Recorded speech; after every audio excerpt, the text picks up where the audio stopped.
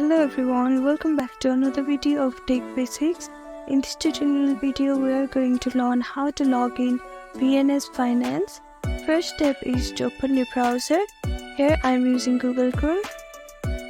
Now click on the search bar and type in VNS Finance login. Now scroll down a little bit until you see this logo, click on it. This is the homepage of the VNS Finance. On the top navigation bar, you can see login option. Click on login. And here you have three different options to log in. Click on client login. Now it will lead you to a new tab.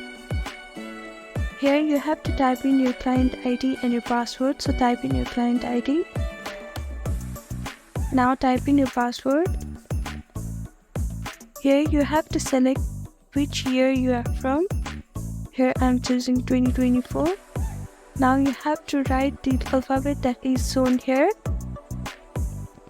If you want to change your password, you can click on change password. And if you have forgot your password, you can click on this link and reset it.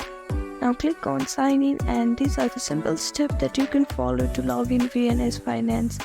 Thank you for watching this video. I hope this video was helpful to you. Please do like, share and subscribe to our channel, and don't forget to comment down below if you have any queries. Thank you.